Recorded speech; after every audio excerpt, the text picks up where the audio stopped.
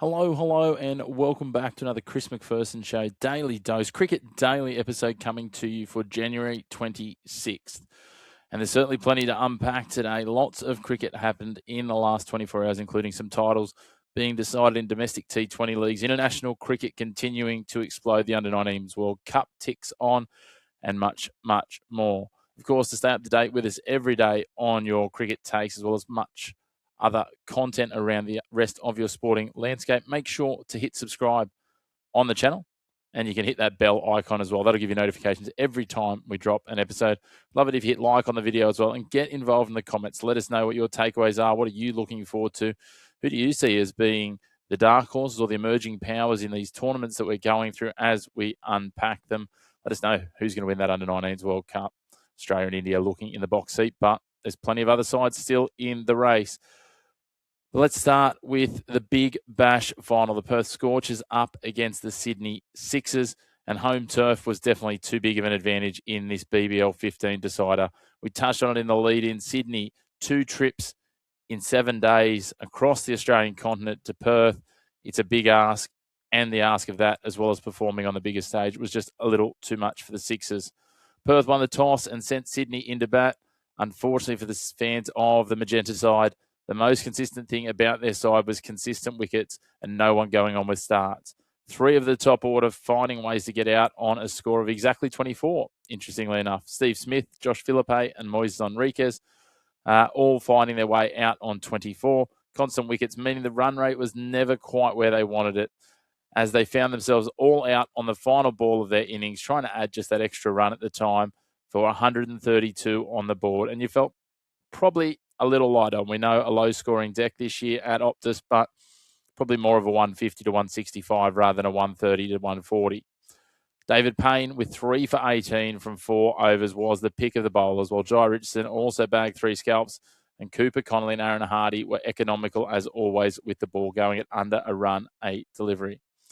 Perth wasted no time getting after the target. They put on 80 runs for the first wicket in just over 8 overs, as Mitch Marsh, 44 from 43, and Finn Allen, 36 from 22, led the way from the off. Throwing a late better than a runner ball cameo from Josh Inglis, 29 not out from 26, and it was a comfortable 6-wicket win for the hometown favourites with 15 deliveries to spare, as they add another BBL title to the trophy cabinet over in the West. David Payne was adjudged the BBL player of the final for his bowling efforts in that first innings, while Sam Harper was also honoured in the post-match celebrations as the BBL player of the tournament. Of course, make sure to stay tuned to our Instagram at The Chris Mack Show for us unveiling a little later today our players of the tournament and team of the tournament as well from our impact player points.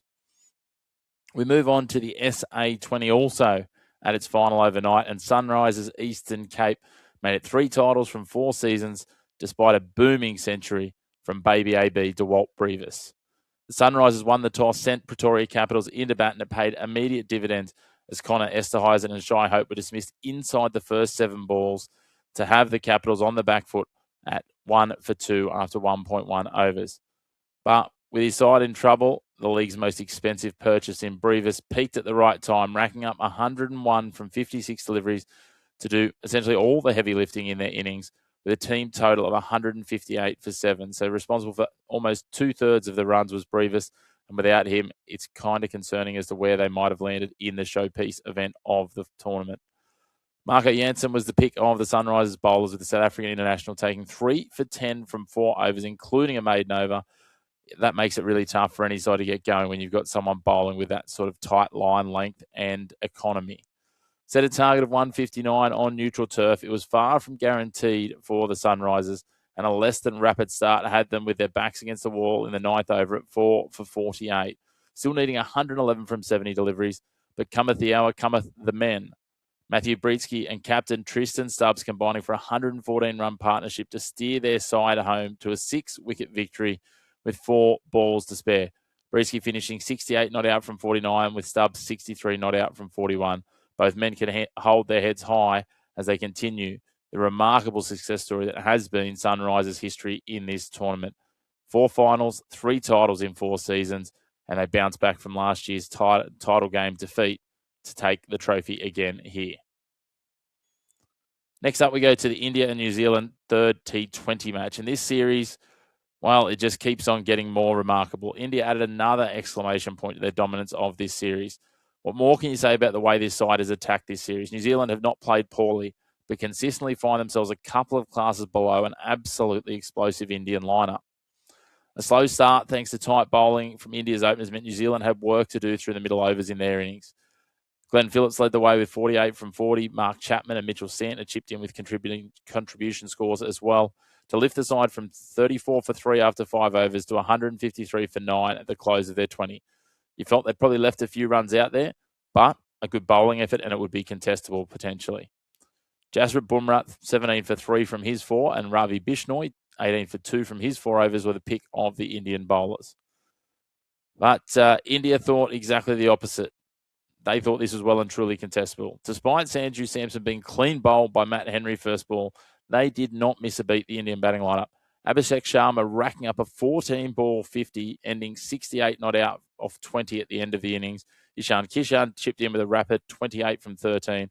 And Surya Kumar Yadav was back again, where reaching a 25-ball half-century seemed a little sluggish compared to Abhishek, but Yadav finished with 57 not out from 26 as India hit their target at the midway point of the innings. Astonishing to think that they chased down 150 plus for an 8-wicket win with 60 balls to spare, giving them an unassailable 3-0 lead in this series, and absolutely sounding alarm bells in every other camp of any team that is going to this T20 World Cup in India and Sri Lanka next month. This was wild batting again, but they just keep on doing it. They've got so many players that can do it, especially when you look at the likes of Sharma and Yadav, Kishan, and they've got plenty of them through the ranks here as well. This is phenomenal statement cricket from this Indian side. You throw in the likes of Bishnoi and Bumrah and their bowling attack, and it's just hard to find a chink in the armour. These guys are going in as favourites for an absolute reason. Next up, the last of international games to unpack: Ireland versus Italy. Italy won the toss and sent Ireland into bat. They nabbed an early wicket with Ross Adair out in the third over, but it was from there that Harry Tector took control. I talked about this in the preview yesterday. I said that either Tector, Tucker, or Sterling needed to take control. Well, Harry Tector did that, racking up 96 not out from 56 deliveries, setting the tone of an innings. There's a few small contributions around him, steered the Irish to post 5 for 190 from their 20 overs, an imposing total on this deck here in Dubai. Anthony Mosca and Wayne Madsen did their best to steer their side to a successful chase, both passing 60, with Mosca 69 from 48 and Madsen 61 not out from 46. But there wasn't enough supporting roles. There wasn't enough cameos, as despite wickets in the shed, they fell 24 runs short to finish 4 for 166. And potentially for Italy, this is a lesson in game management. You can't be falling that far short when you've got that many wickets still in the shed. So it's all about their tempo, their tactics, and how they go about these in future matches. Moving on to the U19 World Cup, and Australia were clinical in their bowling with early and consistent wickets when they took on South Africa in the first match of the Under-19 World Cup Super 6 stage. With only 3 players reaching double digits for South Africa and 2 of those striking at close to 50. It was always going to be unlikely to amount to much of a real challenging total at all. In the end, Paul James with the best of their bats, coming in at 37 for 4. He managed 34 from 60. As South Africa bumbled and stumbled their way to 118, all out after 32.1 overs. Unsurprisingly, Charles Luckman again led the way for the Aussie bowling attack with 29 for 3 from 7, while Aryan Sharma and Will Byram both nabbed 2 wickets. It was far from clinical and easy for the Aussies, as JJ Basson made a nuisance of himself, claiming 41 for 3 from 10 overs.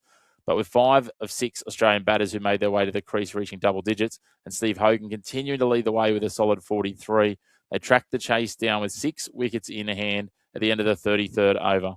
The win puts Australia into a really strong position in this Super Sixes, meaning they could only need a victory against either the West Indies or Afghanistan to secure a semi-final berth, but they also know 2 wins will definitely lock that in for them. Speaking of the West Indies, they were far from their best, but they did enough as they batted first in Windhoek versus Ireland. Jewel Andrew was again the star with a bat, 66 from 82, and was assisted by a handful of cameos. The West Indies were all out in their 47th over for 226, which really felt like the game was in the balance at the innings break. But for Ireland, Ruben Wilson was the pick with 3 wickets for them. A rain delay in the end had its say, which probably, while it didn't determine this match, it certainly took the chance out of Ireland's hands.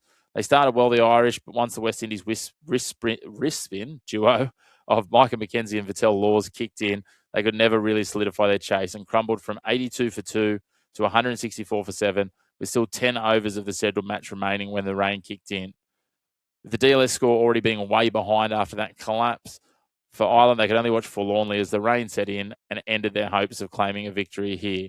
They will now wonder what could have been had they gone a little harder a little earlier. Again, some assistance here for James West would have been wonderful. He led well and set the tone with 45 from 55 and had them in that position at 2 for 82 that they were half a chance in this contest. It was pedestrian batting from there. They had struggles, as I said, with the West Indian spinners. And again, there'll be some reflection here surely as to how they approach this result. Michael McKenzie finished the best with 4 for 36 from 10, Laws 2 for 41. And they absolutely set the tone for West Indies to give them another sniff here as they try and chase a semi-final berth. We move to the look ahead, and we've got the third Ireland versus Italy T20. And look, much the same again here. The Irish batting lineup should be too strong. It'd be interesting to see if Italy chasing them, whether they take any learnings from the second game and what they do in terms of structuring a chase. But again, Italy have got some players here who can certainly amount some runs. We saw that with the likes of Stewart and Mosca getting runs. Stewart can also take wickets. They've got a handful of wicket-taking options. So they aren't without a hope, but they're going to have to take some learnings from that second game. We move on to the Under-19s World Cup, the only other major cricket that we're going to be picking apart as the look ahead today. Bangladesh take on England. Look, it's fair to say Bangladesh had an up and a lot of down run in their group stage. A no result, a loss to India, and a final win over the USA in a tight one. They are going to be up against it if the semi-finals are an aspiration for them. Let's be realistic. They're going to need to win every game and have a heap of results go their way. England, meanwhile, carried maximum points in, if not the biggest of net run rate, thanks to Pakistan's tactical nous against Zimbabwe, which saw Scotland eliminated, limiting the upside of England's big win against the Scots. England know if they win 2 out of 3 here, they're a good chance of getting through, and 3 out of 3 will guarantee them going through to the semi-finals. They've probably somewhat flown under the radar compared to some of the performances from the likes of India and Australia and even Afghanistan as one of the undefeated teams. Speaking of Afghanistan, they take on Sri Lanka tonight too. Sri Lanka looked superb in their opening 2 group matches before they were humbled by Australia in their final match, all out for 58. This should be a better matchup for them, tactically and styles. As they say, styles make fights, and these two play similar styles. Subcontinental cricket, lots of spin, some medium pace, and some power hitting. Afghanistan is certainly charging, though, and for mine, probably the most impressive team in the group stages after taking care of both South Africa and the West Indies in a tough group, as well as getting past Tanzania. Afghanistan will be eyeing off a semi-final berth after carrying maximum points in, and this one is a must-win if they're going to get there. Finally, Scotland versus the USA. These two go into the repechage games, and Scotland should be in the box seat here. They'll be absolutely devastated after that bitter pill to swallow. Pakistan's tactics, seeing Zimbabwe through instead of them, means that they'll be hurting, they'll be stinging, and they'll have a point to prove here. The USA will have their work cut out. They've shown glimpses to suggest, though, if everything comes together, they could be in the contest. I've got Scotland here to go through and play in that 13th place playoff in a couple of days' time. But as we know, in these big matches, absolutely anything can happen, but we'll lean the Scots. Well, big thank you for you tuning in. Make sure, if you haven't already, to hit like on the video and hit subscribe on the channel. We look forward to seeing you on our social media channels as well. You can find us at The Chris Mack Show on Instagram, on TikTok, on X, and on Facebook. And, of course, get involved in the comments. Let us know who you see winning these games. What are the keys to beating India in this upcoming T20 World Cup? And are they going to do the double? Will they take the Under-19s World Cup and the T20 World Cup in a matter of weeks? Well, we look forward to seeing you again next time. Thanks for tuning in. And until we see you again, a big thanks for tuning in to your home of the black and white of sport. No grey opinions on the Chris McPherson Show.